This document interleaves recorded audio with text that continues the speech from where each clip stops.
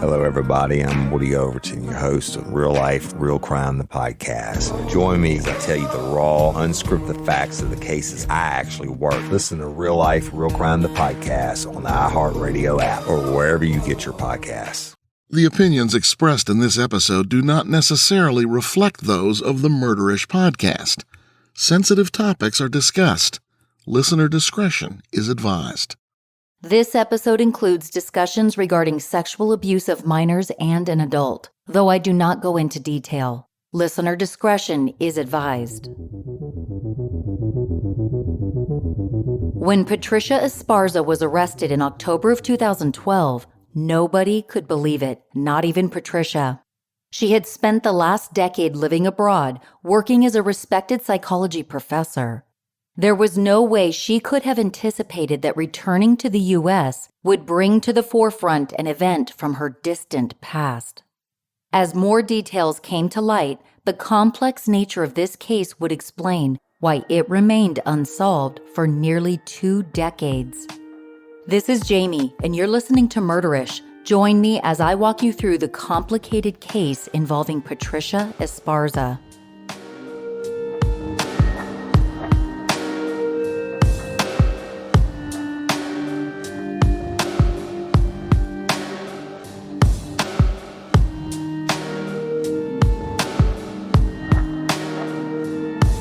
This case takes us to Santa Ana, California in the mid-1990s. This city in particular has played an important role in Mexican-American history due to its proximity to the U.S.-Mexico border. Located just 30 miles south of Los Angeles, Santa Ana has seen several waves of migration from Mexican immigrants seeking work and a better quality of life. The early arrival of this new population was met with resistance in the form of gentrification and white flight into the surrounding suburbs. Today, Santa Ana has the second highest population in Orange County. According to the United States Census Bureau, as of 2019, nearly 78% of the population is Hispanic. Making up the majority of the city's demographics has given Latinos a more firm stronghold in state politics and overall culture. In 2016, the New York Times deemed Santa Ana the face of a new California. As promising as this sounds, city life in Santa Ana has rarely been easy or safe. In the 1990s, the city's violent crime rate peaked and Santa Ana became notorious for having the highest homicide rate in all of Orange County. Over time, there has not been much improvement. According to a 2004 study conducted by the Nelson A. Rockefeller Institute of Government, Santa Ana was ranked as the nation's most difficult city in which to live, with 21% of the population living below poverty level. While the city currently maintains a violent crime rate well above the U.S. average, it's also rich with several historic districts, art galleries, coastal recreation outlets, and authentic Mexican cuisine. Residents enjoy its beautiful climate, low cost of living, and easy access to family amusements. Santa Ana is just a short drive to both Disneyland and Knott's Berry Farm. Norma Patricia Esparza was born in 1975 in El Torrey, Mexico.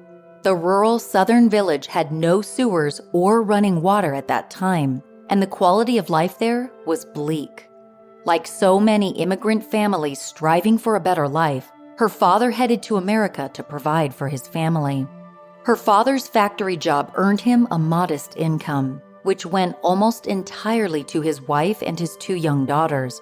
Juana was the first child, and Norma, who often went by her middle name, Patricia, arrived a few years later.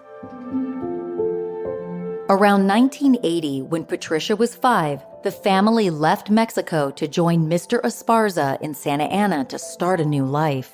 The family would soon expand to include 2 younger brothers.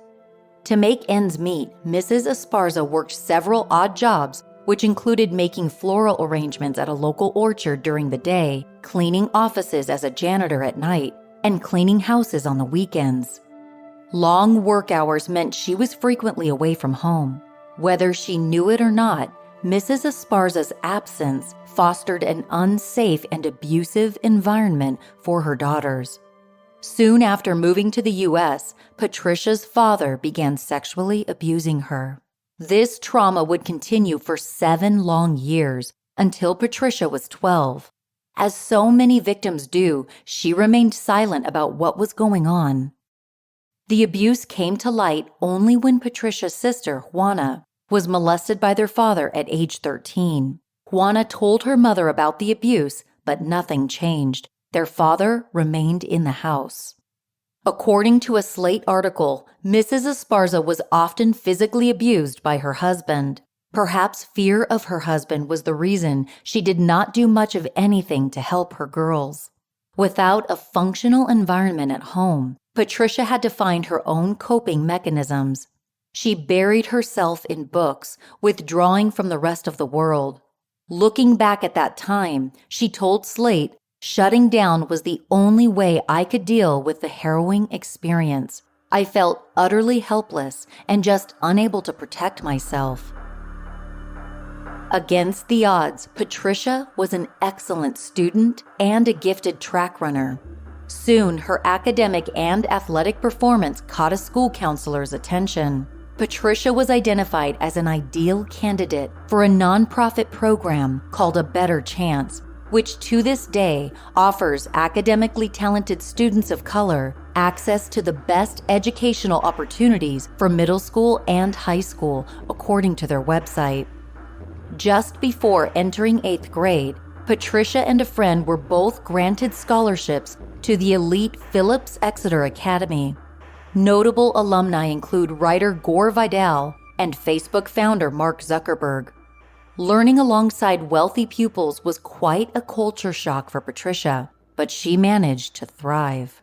She went on to study at Pomona College, the founding campus of a series of prestigious universities within the Claremont Colleges Consortium. Santa Ana was a straight shot down the 57 freeway, so Patricia could visit her younger brothers easily and try her best to protect them. At Pomona College, Patricia majored in psychology with a minor in women's studies. The life she was building gave her hope. Maybe she could finally put the past behind her. Then, in a single night, everything changed.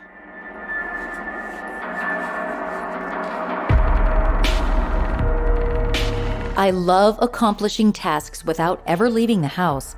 This is one of the reasons I'm a huge fan of Warby Parker. Warby Parker makes boutique quality eyewear at a great price point. Whether you need eyeglasses, contact lenses, sunglasses, or an eye exam, Warby Parker has got you covered. I'm actually wearing my Warby Parker eyeglasses as I record this. To get started, you take a simple quiz on the Warby Parker website or the app, and then you'll get eyewear style recommendations. Just choose 5 of your favorite styles, and Warby Parker ships those styles right to your doorstep for free.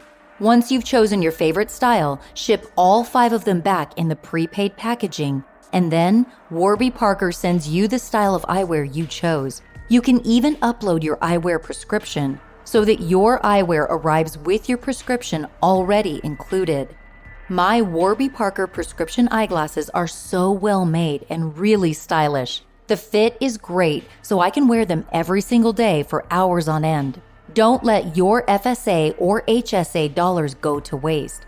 Put them to good use on Warby Parker prescription glasses, prescription sunglasses, contact lenses, and eye exams. Warby Parker is committed to providing exceptional vision care online and in stores, offering eyeglasses, sunglasses, eye exams, and contact lenses. Glasses start at $95, including prescription lenses. Try Warby Parker's free home try-on program. Order 5 pairs of glasses to try at home for free for 5 days. There's no obligation to buy. Ships free and includes a prepaid return shipping label. Try 5 pairs of glasses at home for free at warbyparker.com/murderish. My husband and I have been using ginger essential oil to relieve stress and soothe muscle pain from workouts. That's ginger with 2 J's. My husband uses the convenient dropper cap to put a few drops into his hands and then he rubs it directly on his lower back where he has the most pain. Yes, you can put ginger essential oil directly onto your skin because it comes pre-mixed with jojoba and evening primrose carrier oils, so there's also no need to mix ginger essential oil with anything. It's ready to use right out of the bottle. When I start to burn out in the afternoons, I just put a little bit of ginger essential oil on my neck. The scent is really pleasant, and it keeps me going until my workday is done. With this product, you know you're getting the highest quality ginger oil because their special extraction process helps remove micro impurities. I'm telling you, you need ginger essential oil in your life. And right now, I have an amazing deal for my listeners, 20% off your first purchase. This is only available at my special URL, ginger.us/murderish. That's ginger.us/murderish. You don't want to miss out. Again, that's ginger with 2 J's .us/murderish. When a service comes around that makes your life easier, you've hit the jackpot. With HelloFresh, you don't have to put any thought into the dreaded question, what's for dinner? HelloFresh offers fresh, pre-measured ingredients shipped right to your doorstep. My daughter and I get excited when a new box of HelloFresh arrives because we've been having fun cooking the meals together. She's 8 years old, and that's how easy it is to prepare HelloFresh meals. What I love is the time savings. There's no need to take a trip to the grocery store, and I don't even have to chop any ingredients. HelloFresh does it for me. My daughter and I recently made the HelloFresh one-pan pork carnitas tacos, and they were a huge hit with the family. And I only had to clean one pan afterward. HelloFresh is the #1 meal kit. They offer vegetarian, calorie-smart, gourmet options, and more. So you're sure to find a meal plan that fits your needs. Go to hellofresh.com/murderish14 and use code murderish14 for up to 14 free meals, including free shipping. That's hellofresh.com/murderish14 and use code murderish14 for up to 14 free meals, including free shipping. It was during the spring semester of 1995 when Patricia was a 20-year-old college sophomore. The previous August, she had been working a summer job at a clothing store when 25-year-old Gianni Van entered her life. Van was the assistant manager of a local shoe store with ambitions to launch a career in fashion design. He wasted no time in asking Patricia out. They continued seeing each other every few weeks for beach and movie dates. But Van quickly became too possessive, and Patricia broke things off with him in February of 1995, after only 6 months of dating. She told Van she needed to focus on her studies, and they parted ways amicably. The following month, Patricia was home in Santa Ana for the weekend visiting her siblings. That Saturday night, she and a friend from Pomona joined her sister Juana for a dinner at El Cortez, a Mexican restaurant that often featured live music. After eating, the 3 young women headed for the dance floor. Patricia was approached by Gonzalo Ramirez, a 24-year-old insulation installer who had 2 young children. He asked Patricia to dance, and at the end of the night, he asked for her phone number. She gave it to him because she thought he seemed nice. Ramirez phoned Patricia the following morning, inviting her to breakfast. Patricia agreed, but only if she could bring a friend with her. The breakfast date went well, and afterwards, Ramirez offered to drive both girls back to Pomona. It was a 25-mile drive, and the ride would save Juana the trouble, so Patricia accepted his offer. Upon arriving back in Pomona, Patricia's friend was dropped off at her dorm. Ramirez then asked Patricia to show him around the campus, but first he asked her for a glass of water. According to Slate, she replied, "Well, I have a lot of work, but sure. I have to drop my stuff off, so let's just go up to my room." She lived in a single dorm, so there was no roommate Patricia needed to check with before inviting company.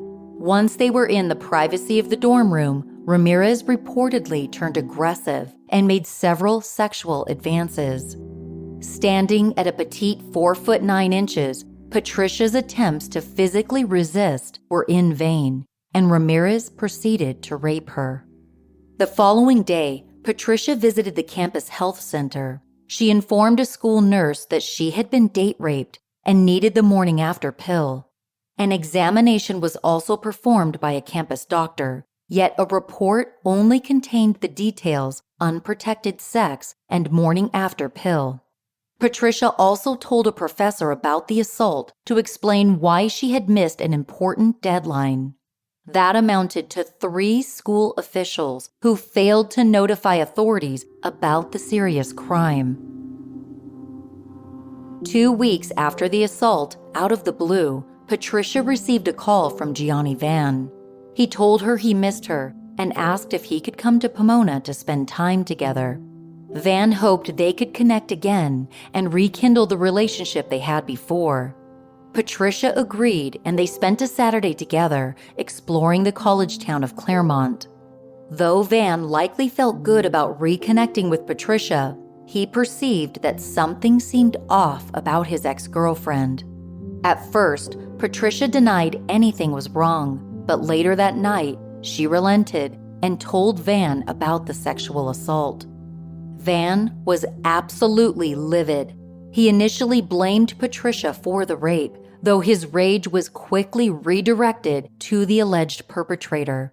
From Van's perspective, whoever did this to Patricia deserved to be taught a lesson. According to a police report, Van took her to El Cortez restaurant on 2 different occasions to see if they might catch Ramirez there. Van asked Patricia to point her attacker out if she saw him there, and on the night of April 15th, she did just that. On the night that Patricia spotted Ramirez, Shannon Grease and Cody Tran, 2 of Van's cohorts, waited in a white Chevy Astrovan outside. When Ramirez exited the restaurant with his friend, Noel Reyes, Van and his friends tailgated them.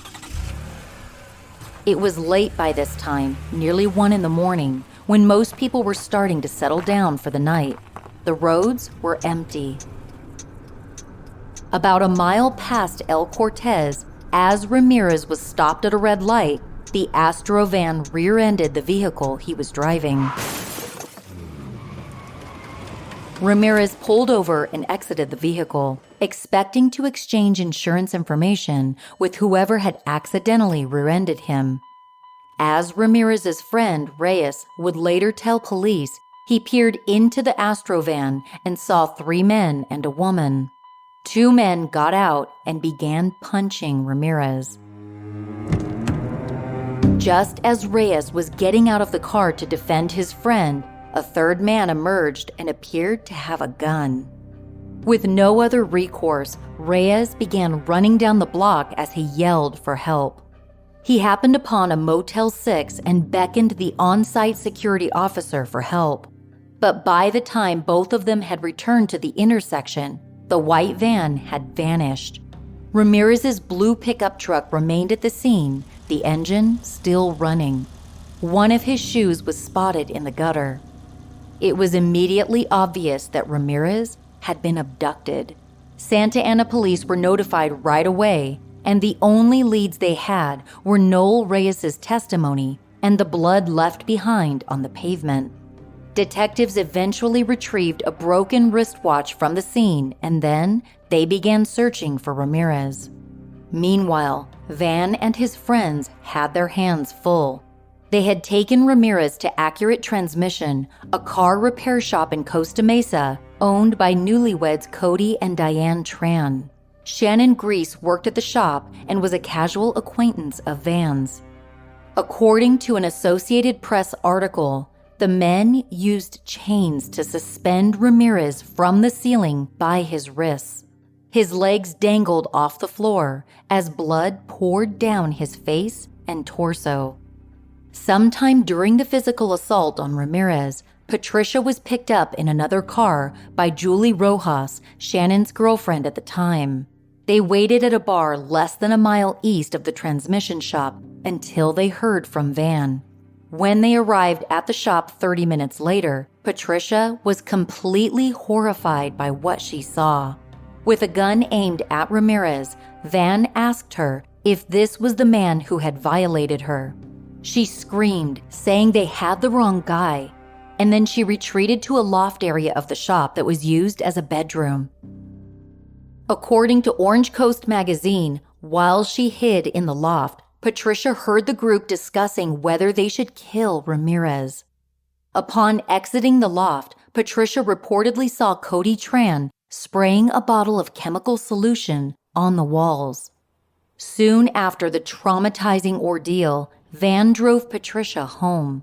She asked him what happened to Ramirez, and Van reportedly told her they had let him go. As Patricia would soon learn, that was the furthest thing from the truth. On the morning of April 16th, 7 hours after the attack on Ramirez, a passerby on the 405 freeway near Irvine spotted a body by the side of the road. Irvine police officers at the scene noticed the victim's face and neck were wrapped in strips of blue towel, the same kind you might find in gas station restrooms at the time. Bloody gashes were scattered across the victim's head, shoulders, back, and arms.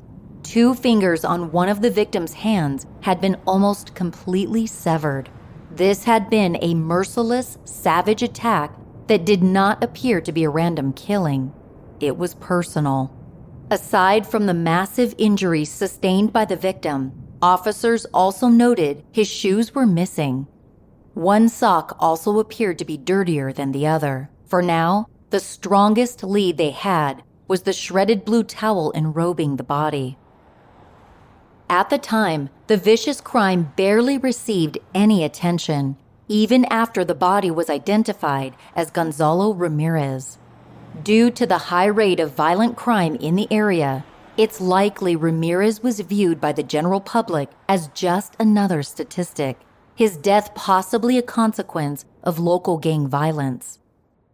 Once the body was identified as someone who was a Santa Ana native, the case was transferred from Irvine to Santa Ana, where detectives Ben Meza and M. Dominguez from the homicide unit led the investigation. Right away, they connected the victim to another crime that happened that night, the abduction at the stoplight near El Cortez restaurant. When Noel Reyes was interviewed, he said he had no idea why his friend's attackers would want to hurt him. They were complete strangers to both himself and Gonzalo Ramirez. Reyes was crushed to learn that his friend had been murdered, and he wanted to assist in catching those responsible. He tried his best to recall any physical characteristics of the assailants. One was tall, over 6 feet, and another man wore his dark hair in a ponytail. That was all he remembered. Investigators questioned several other people who knew the victim. When asked about a potential motive, Ramirez's brothers told them the lurid details of his personal life.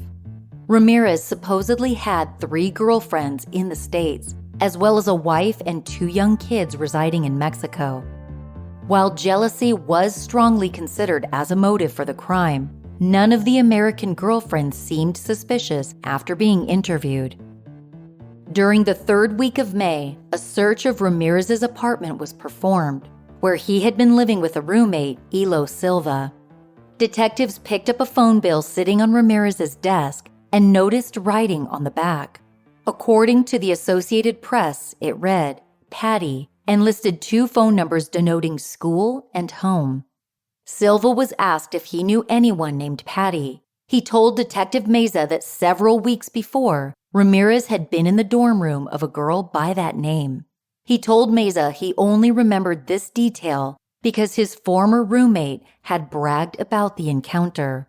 According to Slate, Silva had been lying on his bed when Ramirez grabbed the cuffs of his pants and yanked them off in one swift motion.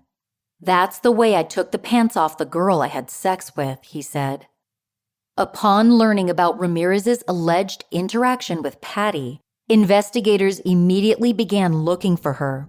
The phone numbers scrawled on the bill were soon traced to Patricia's dorm in Pomona and her family's residence in Santa Ana. On June 8th, Patricia was brought in for questioning. She confirmed she knew the victim and told detectives about the sexual assault. She also told them about confiding in her ex-boyfriend. Detective Meza asked if there had been any indication he might retaliate. Patricia denied any knowledge of a premeditated murder and seemed genuinely surprised to find out that Ramirez had died. She asserted that she had never returned to El Cortez after being raped out of fear of bumping into her attacker. Detectives continued to press Patricia in case she was hiding something. According to Slate, Detective Meza told Patricia, "If you know who killed him, this is the time for us to talk about it, because we don't want you getting into something that later on you might not be able to get out of. I just get a feeling about you that you know more than what you want to tell us, and you may be protecting somebody." But she insisted there was nothing else to share. What little information they had gathered from Patricia was soon supplemented by findings prompted by other leads. An inspection of Ramirez's truck revealed a dent in the rear bumper next to a small patch of white paint. This corroborated Reyes' statement that they had been run off the road by a white van. Investigators pinpointed a white Chevy van in Santa Ana that was registered to Gianni Van. This was done as a favor to the real owner of the van, Cody Tran, who was entangled in a methamphetamine charge when the vehicle was purchased. Eventually, investigators received a tip that came in from a janitorial supply service which stocked cleaning supplies at Tran's auto shop. An observant janitor noticed a roll of blue towels had been missing, the same type of cloth towel found at the crime scene. This led investigators straight to the shop owned by Tran, who cooperated with detectives when they asked to search the white van and his shop. Detectives knew that it was likely any damage sustained during the car accident would have been repaired by this time. However, during their search of the van, detectives noticed that the floor mats had all been removed and seemed to be missing. This drew suspicion. A more significant finding, though, were traces of blood found on the walls and the floor of the shop. Tran told detectives that it was probably blood from his employees. Still, investigators retrieved samples for further testing. Since DNA analysis was in its infancy, it was difficult to get an exact match with the blood test, but the possibility of this being Ramirez's blood could not be ruled out. Gianni Van was finally interviewed on June 13, 1995, about 2 months after the murder. Before he uttered a word, one detail stood out. Van wore his long black hair in a ponytail. During interviews, Van denied any knowledge of the victim's death and told detectives he barely knew Cody Tran. Without enough evidence linking Van to the homicide, detectives had no choice but to let him go. They didn't know it at the time, but Santa Ana detectives had missed their chance. The very next day, on June 14th, Patricia and Van hightailed it to Vegas to get married. Tran and Van had come up with an idea to evade criminal charges. If Van and Patricia got married, she would not have to testify against him. The rule of spousal privilege meant one spouse could refuse to testify against the other. As it would turn out, this ploy would delay movement in the case for a very long time. Patricia went along with the marriage plan, even though she did not like it. She told Slate, "They told me I had to. I felt confused. I couldn't think." None of her family members or friends even knew about the impromptu union, and she and Van never lived together as a married couple. In March of 1996, law enforcement was ready to make an arrest. Gianni Van was arrested and charged with first-degree murder in connection with Gonzalo Ramirez's death. But when it was discovered he had married a key witness and she refused to testify, detectives knew they had reached a dead end. As frustrating as it was to do so, the murder charge against Van was dropped. Without Patricia's help, the Santa Ana Police Department didn't have enough evidence to move forward. Van was released and confidently believed he had gotten away with murder.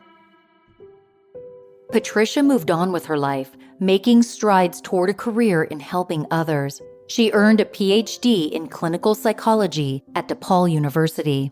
Over the next few years, her clinical research focused on disenfranchised communities who often lack the skills to cope with conflict and loss. Patricia worked with many urban teenagers from diverse backgrounds. These studies garnered deep respect from her colleagues and were published in medical journals like the Journal of Community Psychology and the Journal of Adolescent Research. In the early 2000s, Patricia met and fell in love with Jorge Manchias, a neurobiologist who taught and researched at UCLA. He proposed in 2001 at Windows on the World, a restaurant at the top of the World Trade Center. The proposal came just 1 month before the catastrophic 9/11 attacks. When Jorge asked Patricia to marry him, she was elated, but later she burst into tears and confessed to him that she was already married, but that she had been forced into it. Although Patricia told her fiancé about her previous marriage, she opted to keep the details vague. By mid-2004, she had filed for divorce from Van and went on to marry Manchias. In 2007, Patricia was offered the position of mental health consultant to the World Health Organization in Geneva, Switzerland. This would require her and Jorge to relocate, but she could not turn down this once-in-a-lifetime opportunity. She accepted the position, and the couple started a new life overseas. They settled into an apartment in a small French town across the Swiss border. 2 years later, in 2009, Patricia was offered a faculty position at Geneva's Webster University. That same year, she gave birth to a daughter she named Ariana. Now, with her own family and her dream job locked into place, everything in Patricia's life was going well. Back in Santa Ana, though, the Gonzalo Ramirez cold case was reopened in 2010. Now equipped with DNA testing, detectives were able to match Ramirez's blood to samples collected from the walls of Trans Transmission Shop. Additional evidence, which was not released to the public, amounted to a much more solid case than there had been 15 years prior. The case that had been cold for so many years was about to heat up.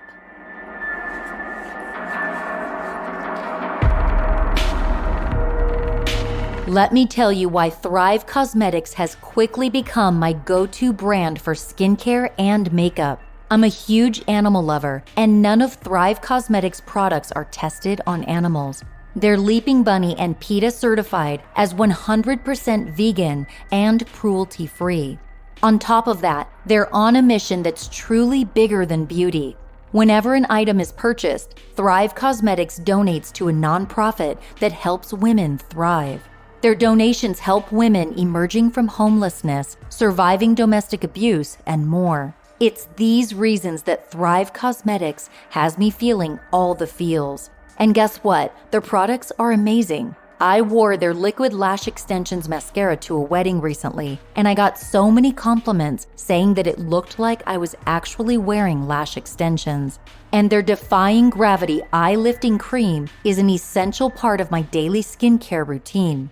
It's like beauty sleep in a bottle. I love everything about Thrive Cosmetics. Their products are the best I've ever used, and their bigger than beauty mission is truly inspiring. You're going to love them as much as I do. Visit thrivecosmetics.com/murderish for 15% off your first order. This is an exclusive offer you can only get here. That's Thrive, CAUSEMETICS.com/murderish for 15% off your first order. thrivecosmetics.com/murderish. My husband and I have been using the Calm app to de-stress for quite some time now. We both swear by it. So I was really excited when I learned that Calm wanted to partner with me on Murderish.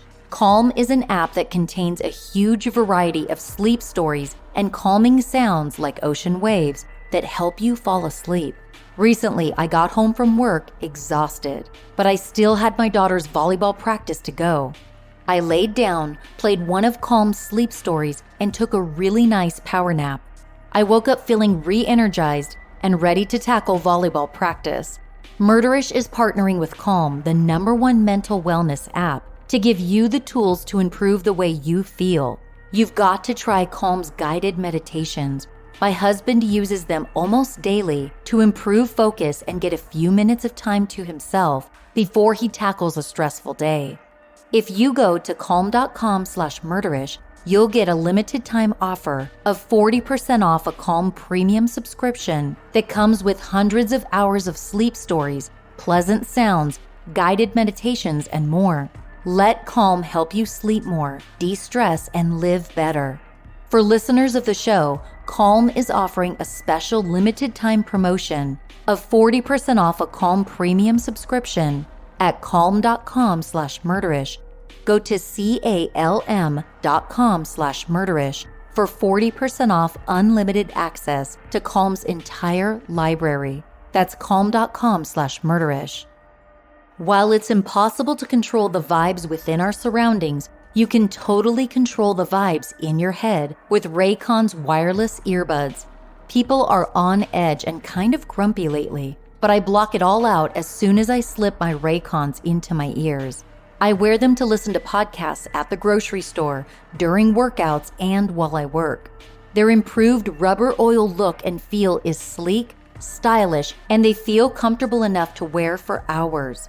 With their optimized gel tips, you get the perfect in-ear fit. What's really cool is that my Raycon earbuds have 3 different sound profiles to choose from based on what I'm listening to. For podcasts, I use the balanced mode and the pure mode. For music, I use the bass mode so I can really feel the hip-hop music on my playlists. Researching so much true crime has taught me to always be aware of my surroundings. With Raycon's new awareness mode, I can actually listen to my surroundings. I can also take calls with the built-in mic, which is really convenient. Raycons cost much less than other premium audio brands, but the sound quality is totally on par. And they come with a 45-day happiness guarantee. Right now, Murderish listeners can get 15% off their Raycon order at buyraycon.com/murderish. That's buyraycon.com/murderish to save 15% off on Raycons. buyraycon.com/murderish. On October 19, 2012, Patricia Esparza returned to American soil to attend a work conference in St. Louis, Missouri. At around 8:30 p.m., Patricia stopped at Boston's Logan International Airport for a brief layover. Little did Patricia know she would not be boarding her next flight. It was there she was placed under arrest, completely unaware that she had been wanted as a fugitive. From behind bars, Patricia contacted her husband to let him know what happened. It was only then he learned about the ordeal in 1995, the sexual assault and the homicide. Regarding this newfound knowledge, Monchias told Orange Coast magazine, "I couldn't believe the gravity of what she had been living with. How could she keep it inside, not want to share it with me? I saw it as a tremendous weight she had been carrying." Patricia was extradited to Orange County Jail, where she was held for 2 months before consenting to an interview. This time, Patricia admitted that Van had taken her back to El Cortez to identify Ramirez. But Patricia insisted that she had never met Van's friends before that night. As referenced in Slate, she told detectives, "I didn't know these people or what they were capable of." She also made it clear that her behavior that night and the subsequent wedding were all as a result of being threatened and intimidated by Van. Patricia's new statements led to a string of indictments. In December, Patricia was released on $300,000 bail and permitted to return to France to get her affairs in order. Over the following year, she flew into California on several occasions to attend hearings and to offer her testimony before a grand jury.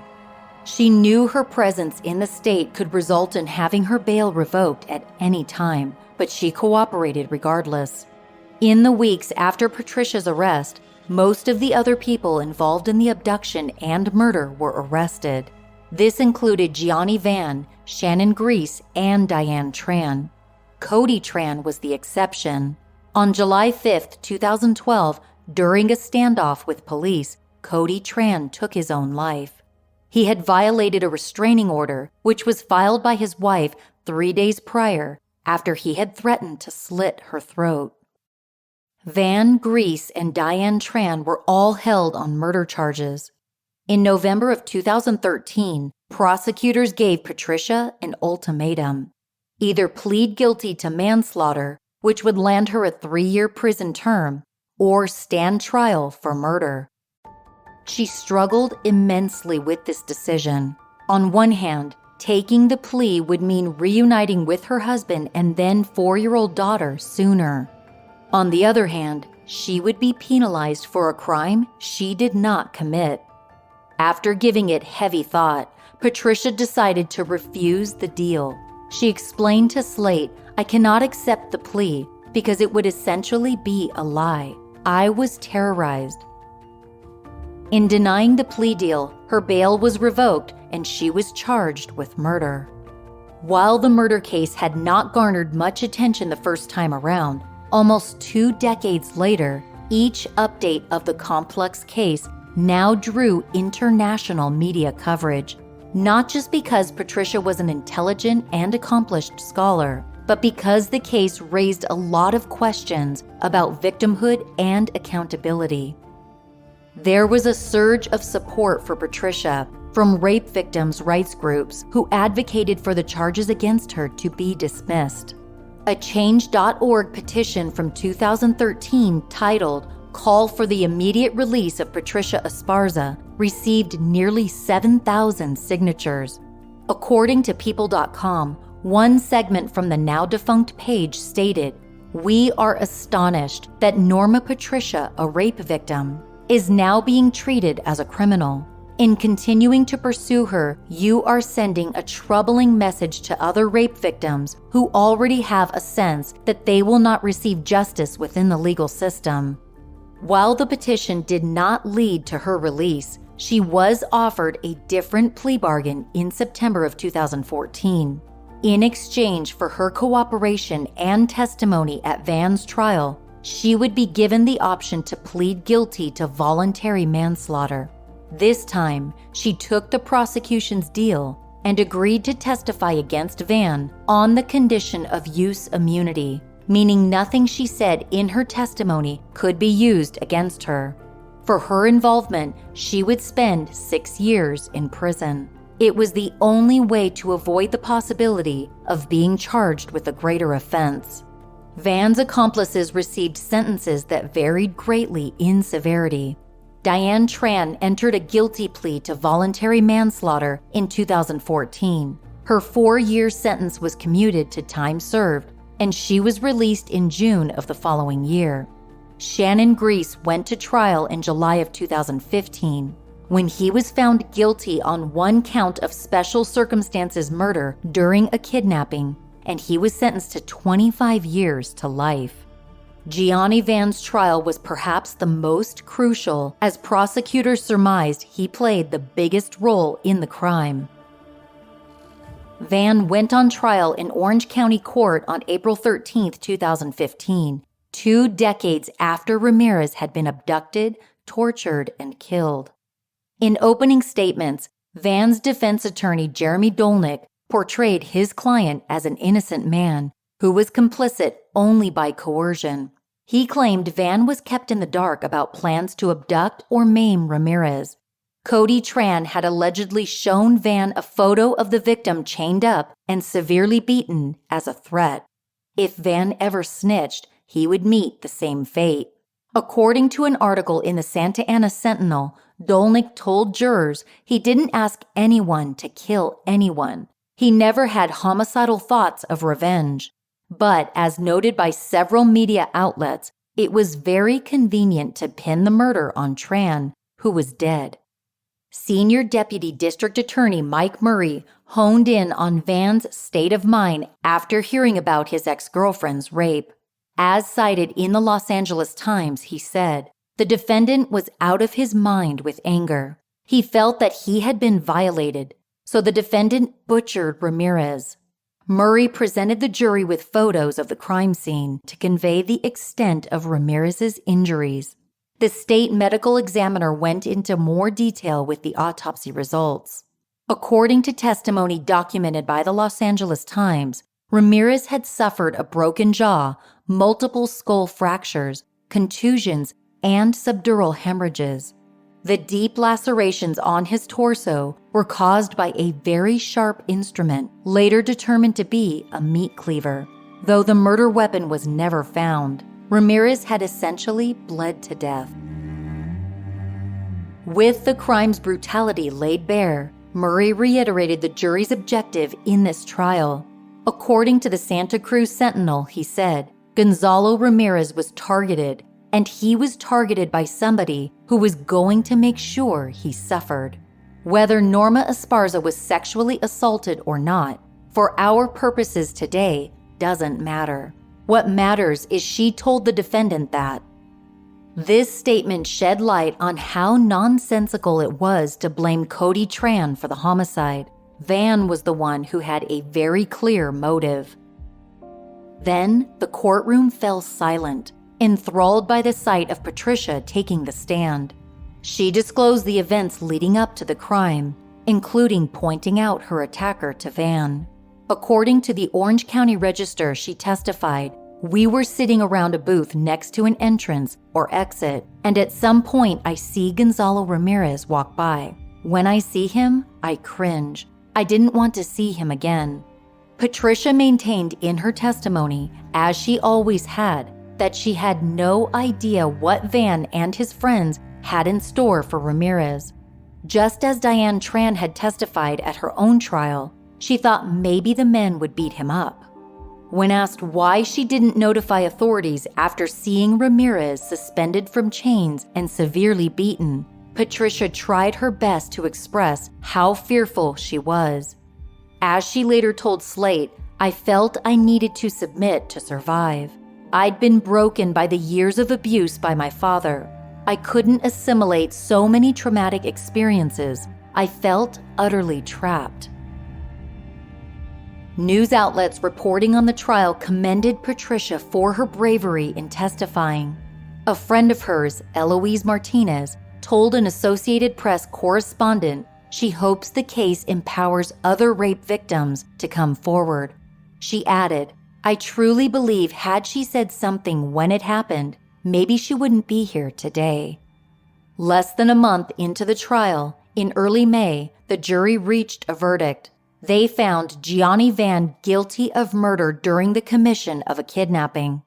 Before Van's sentencing, a statement from Benito Ramirez, one of the victim's brothers, was read aloud by Senior Deputy DA Mike Murray. As quoted in the Orange County Register, it read, "It is a loss that is irreparable. We always think of him, especially when we are together as a family, and he is not seated at the table with us.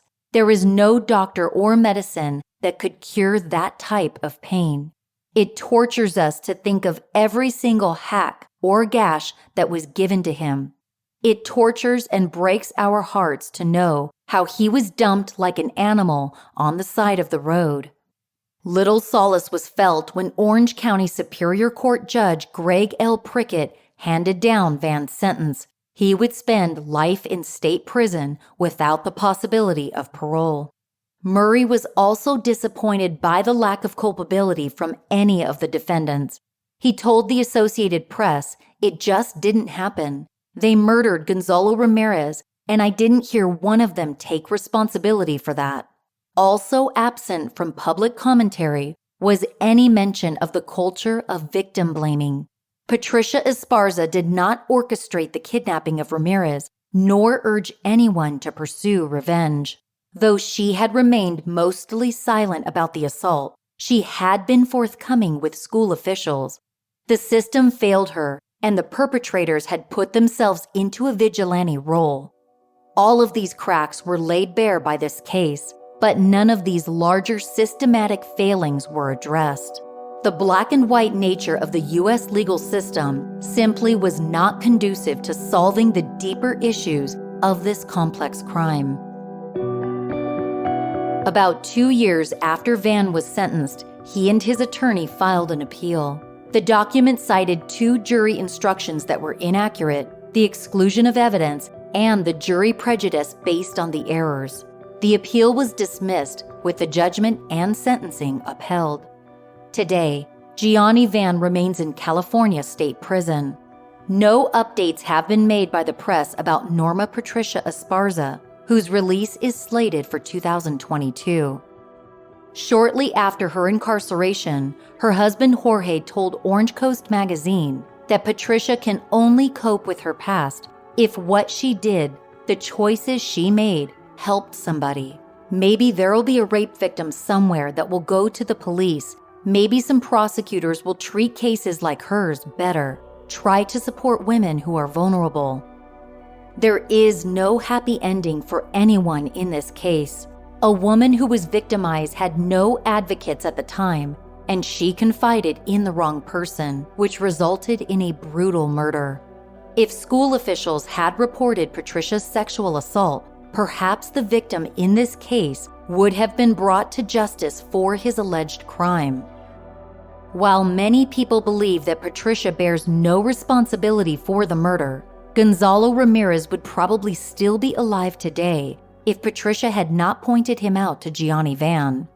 It's a complex tragedy with many people at whom you could point out as being culpable for the crime. It is a case for which we have answers, but little resolution.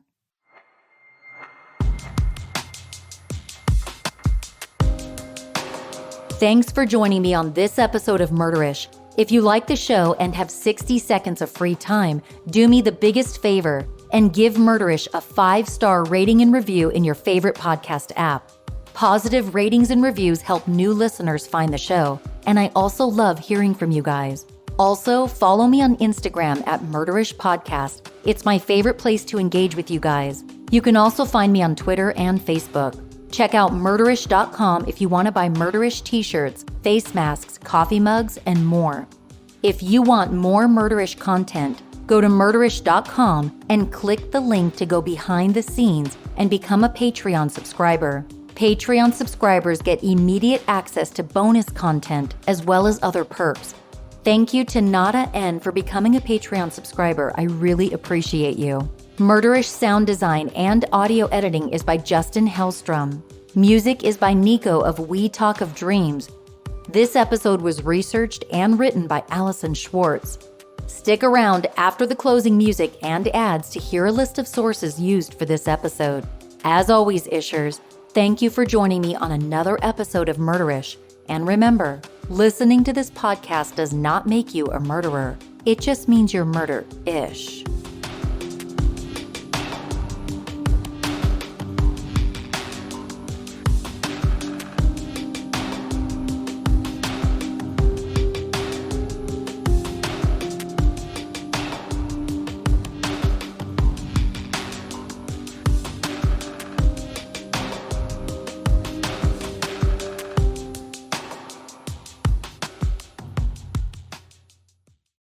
Sources for this episode include a February 10, 2014 Slate article by Emily Basilone, a November 23, 2013 article at people.com by Casey Blum, a February 27, 2014 OC Weekly article by Matt Coker, a July 15, 2016 article in the Los Angeles Times by Jeremiah Dobruck, a Los Angeles Times print article dated May 8, 2015 by Christopher Goffard, a February 26, 2014 Orange Coast Magazine article by Matthew Heller, a February 25, 2014 article in the Orange County Register by Tony Saavedra, an August 12, 2021 article at Oxygen.com by Jill Setterstrom, an April 16, 2015 article in the San Diego Union Tribune by Amy Taxon, an April 15, 2015 Santa Cruz Sentinel article by Amy Taxon,